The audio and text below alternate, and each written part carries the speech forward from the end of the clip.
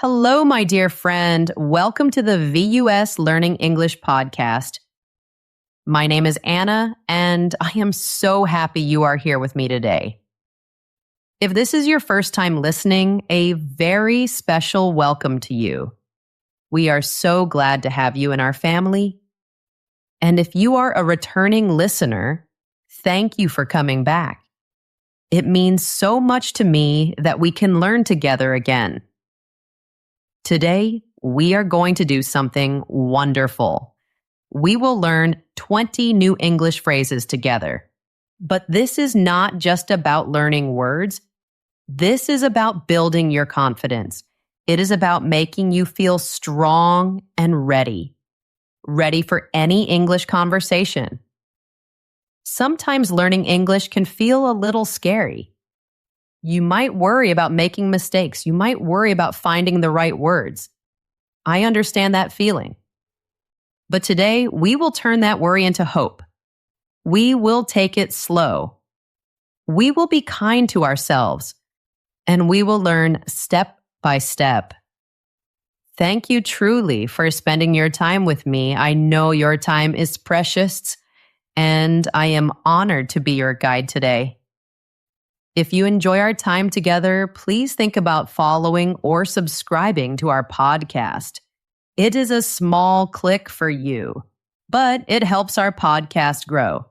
It helps us reach more English learners just like you all around the world. And I love to know where you are listening from. It makes me feel connected to you. Are you in Taiwan or Bangladesh? Maybe you are in Africa or Italy or Egypt. Please tell me in the comments. It brings me so much joy. Okay, are you ready? Take a deep breath. Relax. Let's begin our journey together. Section 1. The Mad Dash Travel and Airport Phrases. Let's start with a story.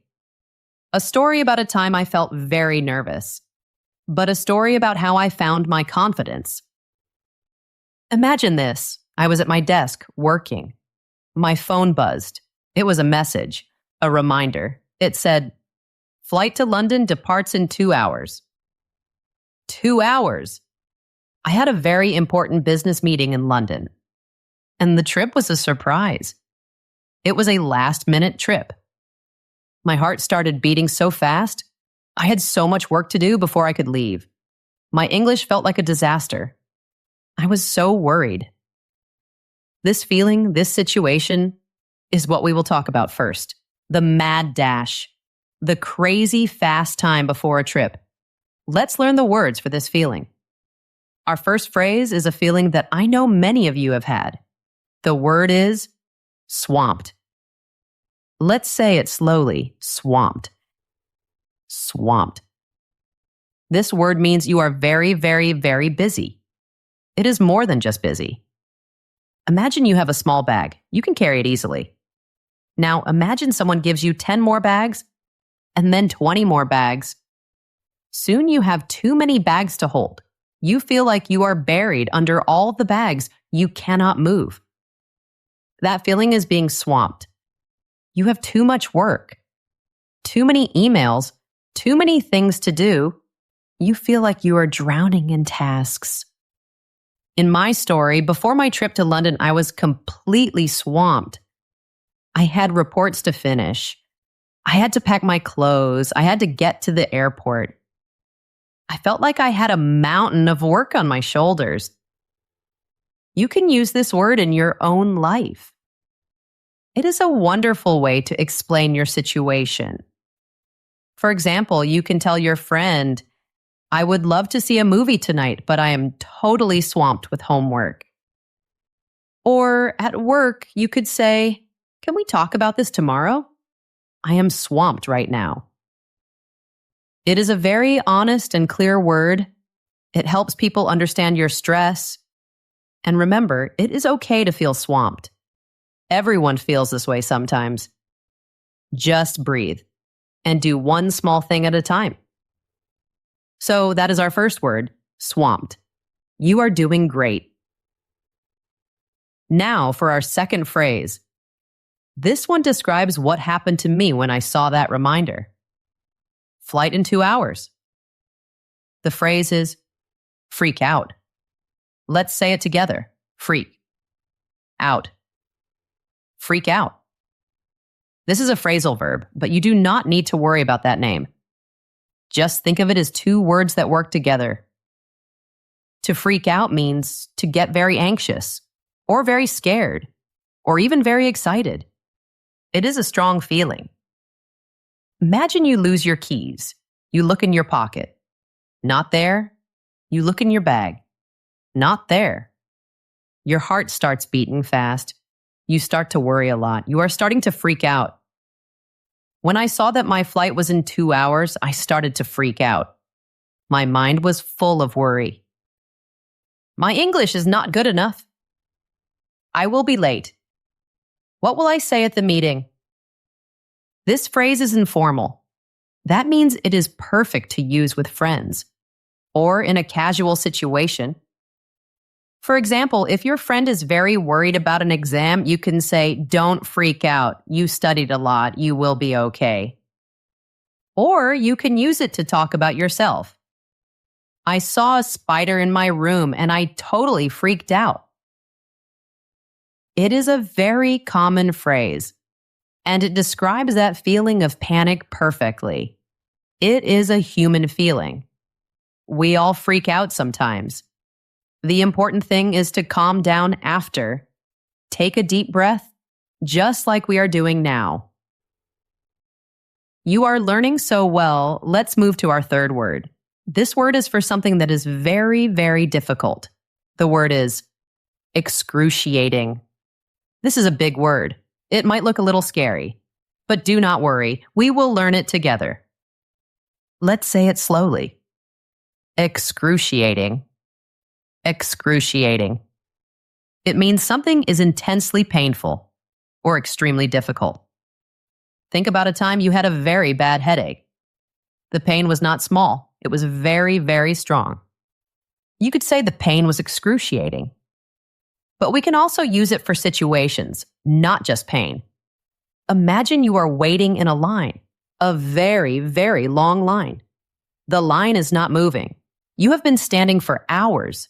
The wait feels so long and so difficult. You can say, "The wait in this line was excruciating." For me, that day of my London trip, the taxi ride to the airport was slow. There was so much traffic. Every minute felt like an hour. I was so worried I would miss my flight. The journey in that taxi was excruciating. It makes your story stronger. It tells people this was not just a little difficult. It was extremely difficult. Here is another example. Sitting through a 3-hour meeting with no break is an excruciating experience. It is a powerful word, so you should use it for very strong situations. But now you know it, and you can understand it when you hear it. You are building your English mind. I am so proud of you. Now let's talk about the flight itself. When you fly on an airplane, there are 2 types of flights.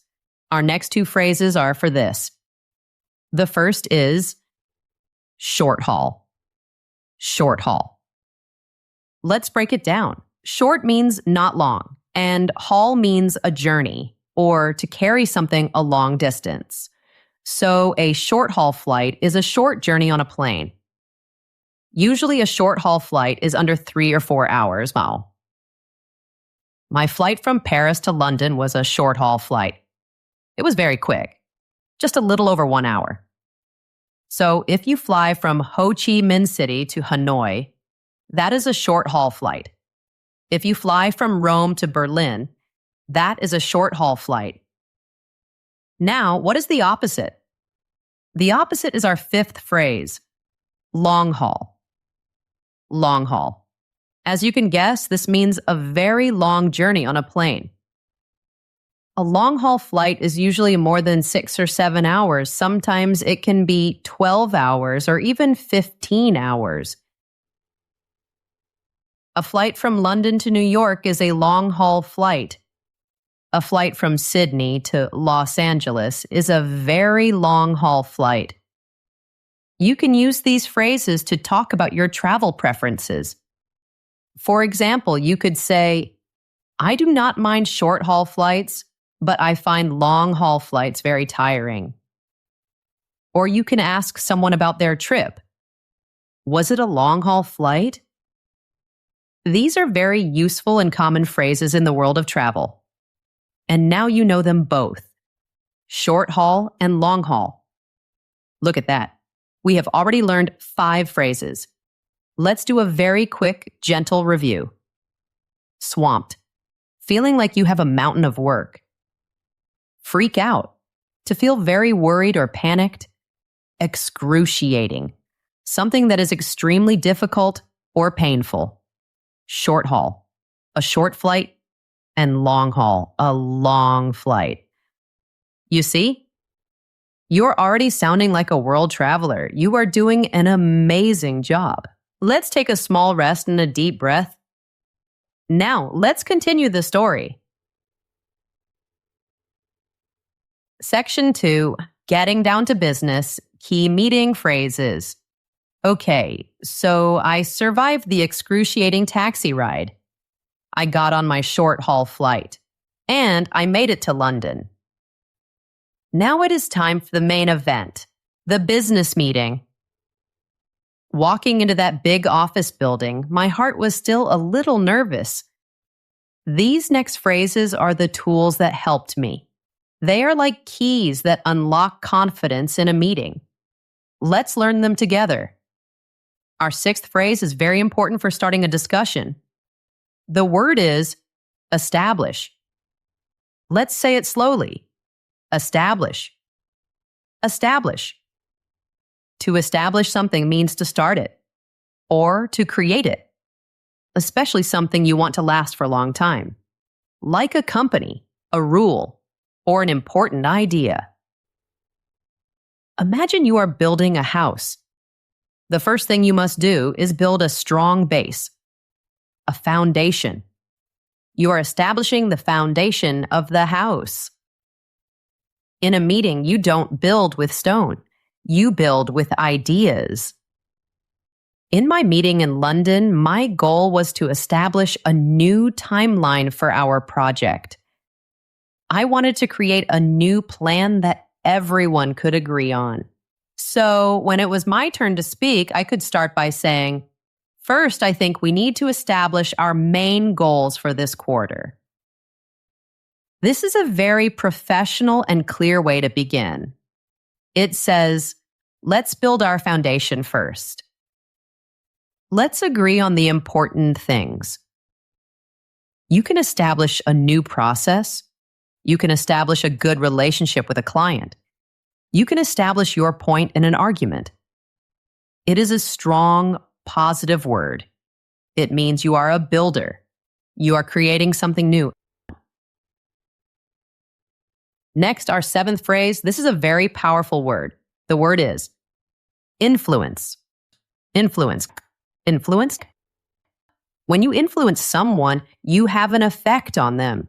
You can change their opinion a little, or you can help them make a decision. Think of the wind. The wind can gently push a small boat on the water. It does not force the boat. It guides it. It influences its direction. In a business meeting, you want to influence your colleagues. You want to guide them to your idea. I spent my whole flight preparing for the meeting. I checked my numbers. I practiced my presentation. Why? Because I wanted to influence the board's decision. I wanted my ideas to guide their choice. Here's a great way to use it. You can say, her presentation was excellent. It will definitely influence our final decision. Or talking about a person. He is a good leader. He knows how to influence his team in a positive way. Influence is not about control.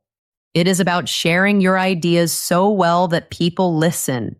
They respect your opinion, and it helps them think. You have this power too. Your voice has influence. It is a wonderful skill to build. Okay, let's keep going. You are doing so well. Our 8th phrase is about understanding. The word is grasp. Grasp. This word has 2 meanings. The first meaning is physical. To grasp something is to hold it firmly in your hand, like you grasp a pen, or you grasp a cup of coffee. You hold it tightly. But the second meaning is for your mind. To grasp an idea means to understand it completely. You are holding the idea in your mind. You have it. You understand it. Sometimes an idea can be big or complicated. It might be hard to understand at first. It is like trying to catch a flying ball. You might miss it. But when you finally catch it, you have it. You grasp it. In my meeting, I was explaining a complex new plan. I needed to know if my colleagues understood me. So after I explained my idea, I asked a question. I said, "Do you all grasp the new plan?" This is a great question to ask. It is more professional than, "Do you get it?" It shows you want to make sure everyone understands completely. You can also use it to talk about your own understanding. The problem was very complex. It took me a minute to grasp the situation. When you grasp something, you have a deep understanding. It is a great feeling. It means you have learned something new. Now, what happens at the end of a meeting? This brings us to our 9th word. Conclude. Conclude. Conclude. This word also has a couple of meanings that are very close. The first meaning is simply to end something, like a meeting, a speech, or a movie. A good leader will end a meeting clearly. They might say, "To conclude, let's review our action items." This tells everyone, we are finishing now. The second meaning is to form a final opinion. After you look at all the information, after you think about everything, you make a judgment, you decide something. This is your conclusion. Imagine you're a detective. You look at all the clues. Clue 1, clue 2, clue 3. After seeing all the clues, you conclude who did it. You form your final idea. In business, you look at data, you look at numbers. So I could say in my meeting, after reviewing all the numbers, I conclude that we must invest more in marketing. This is a very strong and formal way to state your final judgment. It shows you have thought about it carefully. So you can conclude a meeting and you can conclude that an idea is good or bad. It is all about finishing, coming to a final point. Conclude. You are doing an incredible job. Just one more in this section, our 10th word. This one is about power and authority in an office. The word is overrule. Overrule. Overrule. To overrule a decision means to reject it, to say no to it. But it is a special kind of no. It is a no that comes from someone with more authority, a boss, a manager, a director, or a judge. Imagine you are on a team. Your team decides to have a blue logo. Everyone on the team agrees.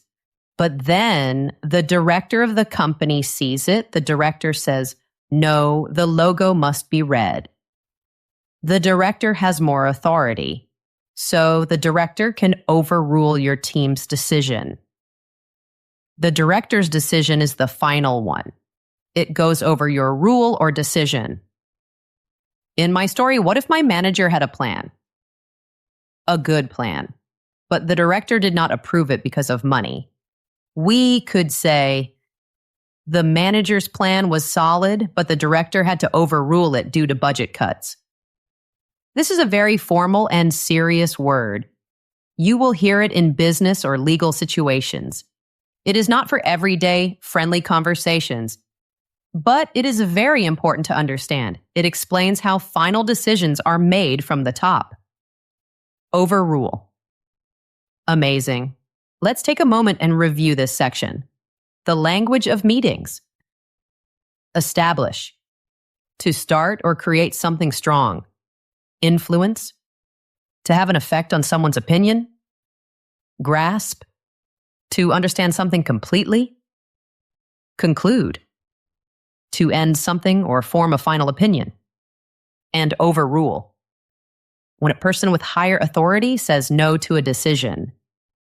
These words are your new tools.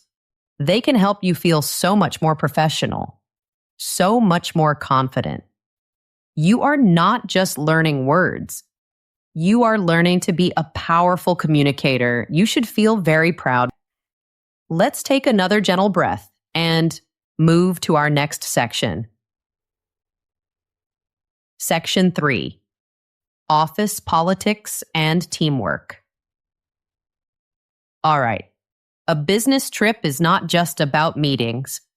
It is about the people, your colleagues, your team. This next group of phrases is about working with others. The good parts, the difficult parts, and the productive parts. This is the language of teamwork. Let's start with a word that is a little negative but important to know. Our 11th word is sabotage. Sabotage. Sabotage. To sabotage something is to secretly damage it or to ruin it on purpose so that it fails. This is a very serious and strong word. Imagine someone is building a beautiful sandcastle and another person comes secretly at night and breaks it. That person sabotaged the sandcastle. In an office, this can happen with projects. Maybe a colleague is jealous. They might hide important information, or they might delete a file. They are trying to make the project fail. They are trying to sabotage it. You could say, he was worried a jealous coworker might try to sabotage his project. But it does not have to be a person. A feeling can also sabotage something. For example, low team morale can sabotage the success of an entire project. This means the team's bad feelings can cause the project to fail. It is a heavy word, so you should use it carefully. But it is very important to understand when you hear it. It means there is a hidden danger. Sabotage. Now for a related phrase. This one is about looking for information. Our 12th phrase is sniff around. Sniff around. Think of a dog. A dog uses its nose to explore the world. It sniffs here, it sniffs there. It is looking for something interesting. When a person sniffs around, it is similar. They are looking for information. Usually they are doing it quietly or secretly. They are investigating something. This phrase is informal. It suggests a little bit of suspicion, like you are looking for something that is hidden or something that is wrong. For example, the new manager is sniffing around trying to figure out why sales were so low last quarter. The manager is not literally using their nose. They are asking questions. They are looking at reports. They are trying to find the secret reason. You might also hear it in a more gossipy way. Why is he sniffing around my desk? What does he want? So a sniff around is about quiet investigation, looking for clues in an office environment. It is a very visual phrase, isn't it? You can almost see the person looking around carefully. Okay, enough of the negative and sneaky words. Let's learn a much more positive and friendly phrase. Our 13th phrase is reach out. Reach out. Reach out. This is a wonderful, modern, and professional phrase. It simply means to contact someone. to communicate with someone. Imagine you see a friend across a big room. You cannot shout. So you extend your arm, you reach out your hand. It is an invitation to connect. In business, we do this with emails, phone calls, or messages. We reach out. It is a very warm and friendly way to say contact. Contact me can sound a little cold, a little formal, but reach out to me sounds so much kinder. It is very common to hear at the end of a presentation. I could say, if you have any questions at all, please do not hesitate to reach out. It feels open and welcoming. Here is another example. I'm going to reach out to the marketing team to get their ideas. It suggests you are starting a conversation. You are making an effort to connect with others. It is a key part of good teamwork. So try to use it. Reach out to people. It is a beautiful phrase. You are doing so wonderfully. Let's keep going. Our 14th phrase is about change. The word is shift. Shift. A shift is a change in position, a change in direction, or a change in focus. Imagine you are driving a car and you move from one lane to another lane. You make a small change in your position. That is a shift. In an office, we talk about shifts in many ways. There can be a shift in strategy.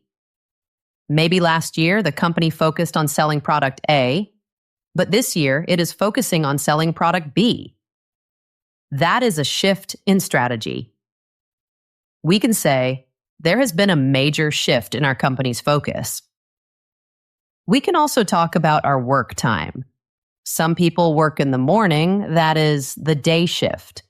Some people work at night, that is the night shift.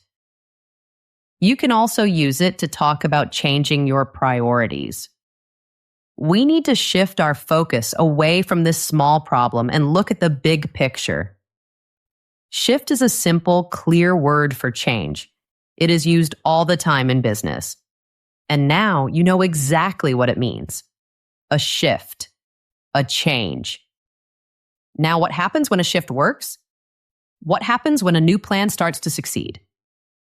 This brings us to our 15th word, a very important word in business and in life. Momentum. Momentum. Momentum. This is a science word, but we use it all the time for success.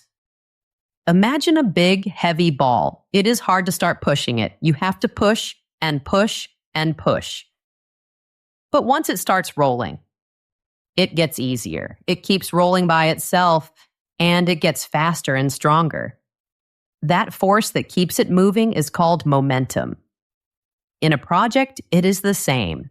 The beginning is often slow and hard, but then you have a small success, and then another success. Soon, things start happening faster. The team feels excited and powerful. The project has momentum. It is the force of success that keeps growing. For example, after that successful product launch, the team had the momentum to immediately start on version 2. The success gave them energy and power to keep going. You can also lose momentum. If you stop working on something, the ball stops rolling. We can even use it for our learning. You are here with me now. You are learning. You are building momentum. If you study a little every day, you keep that momentum. Your learning journey becomes easier and faster. So let's review this section. The words of teamwork. Sabotage. To secretly ruin something on purpose. Sniff around. To investigate something quietly. Reach out. To contact someone in a friendly way. Shift. A change in direction or focus. And momentum. The force of success that keeps something moving forward. Excellent. Just thinking about these words makes you a better teammate. You understand the dynamics of an office more deeply now. You are amazing. Just one more section to go. Let's do this. Section 4. Connecting with colleagues, networking, and small talk. This is our final section, and it might be the most important one. Business is not just about work. It is about people. It is about making real connections. These final 5 phrases are perfect for that, for small talk, for networking, for building good relationships with the people you work with. Let's start with a beautiful compliment you can give someone. Our 16th phrase is self-aware. Self-aware. Self-aware. Self means you, your own person. Aware means to know about something, to understand it. So to be self-aware means you know yourself very well. A self-aware person understands their own character. They know their feelings. They know what they are good at. These are their strengths. And they know what they are not so good at. These are their weaknesses. This is a very positive quality. It is a huge compliment to say someone is self-aware. It means they are honest with themselves. For example, she is a great leader because she is very self-aware. She knows her strengths and asks for help with her weaknesses. Being self-aware helps you communicate better. If you know you get nervous when you speak, you can prepare more. That is being self-aware. It is a goal for all of us to understand ourselves better, to be more self-aware. It is a sign of wisdom. Now for another wonderful compliment. Our 17th word is considerate. Considerate. Considerate. To be considerate means to be thoughtful of other people. You think about their needs and their feelings. You are careful not to cause problems for them. Imagine you are in a library. You speak very quietly. Why? Because you do not want to disturb other people. You are being considerate. In an office, there are many ways to be considerate. If you make coffee, you can ask your colleague, "Would you like a cup?" That is considerate. If someone is busy, you wait to ask them a question. That is considerate. It is a lovely word to use to thank someone.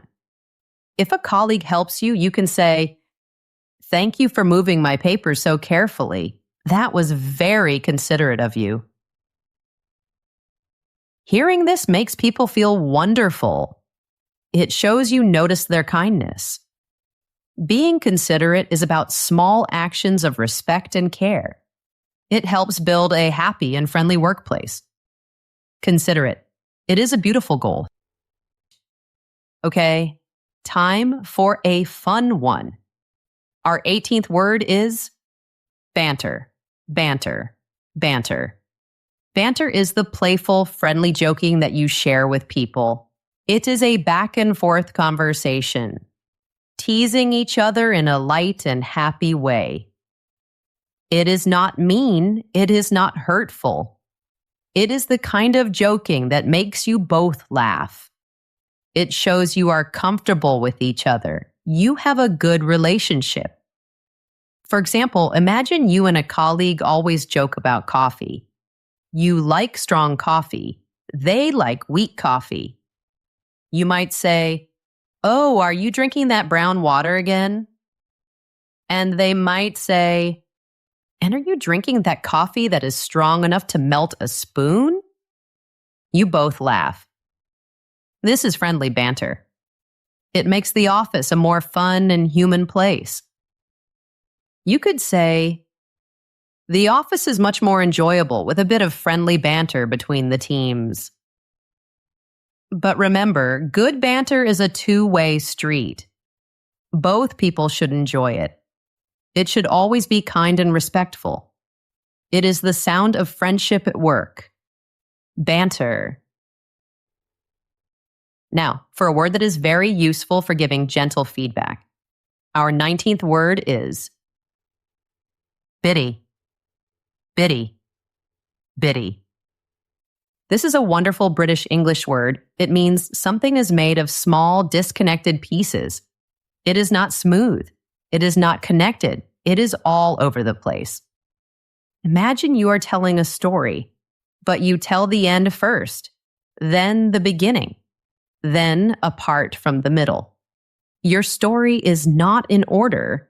It is bitty. The listener will have a hard time following it. We often use this to talk about a presentation or a speech. If a presentation jumped from topic to topic with no clear connection, it was bitty.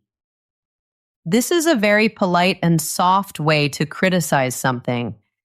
Instead of saying, your presentation was disorganized and confusing, which is very direct and can be hurtful.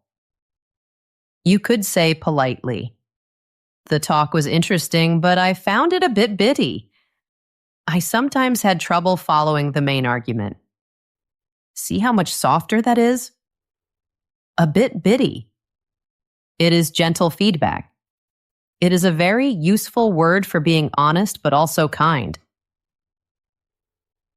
All right, my friend, we are at our final word, number 20. And it is a simple, positive, and wonderful word. The word is fan. Fan. I know you know this word, like a sports fan, someone who loves a football team, or a music fan, someone who loves a singer. But did you know you can use this in a business setting?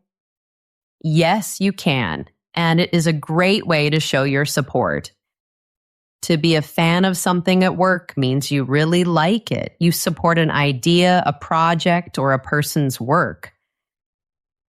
For example, imagine your colleague presents a new design for a product. You think it is brilliant. You can say, I have to say, I am a big fan of the new design.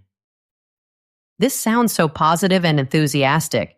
It is much warmer than saying, the design is good. It shows you are a true supporter. Or you can talk about a process. I am a big fan of our new flexible working hours. It is a simple, clear, and happy way to show you approve of something. It adds positive energy to the conversation. So don't be afraid to be a fan of good ideas at work. And just like that, we did it. We learned 20 new English phrases together. We traveled from the feeling of being swamped all the way to being a fan. You gave yourself this time. You focused your mind and you learned. You are more prepared right now than you were when we started. Please remember, my friend, learning a language is a journey. It is not a race. There will be easy days and there will be difficult days, and that is perfectly okay. The most important thing is that you keep going, step by step, word by word. Be kind to yourself and be proud of your effort today. Thank you. Thank you so, so much for listening, for sharing your time and your energy with me, Iku. If you enjoyed our lesson today, I would love to hear from you. Please leave a comment below. Tell me, what was your favorite phrase from our list today? Using a new word is the best way to remember it. And if you have not already, please consider subscribing to our podcast. It helps us continue to create these lessons for you. Keep practicing, keep believing in yourself. See you next time, my friend.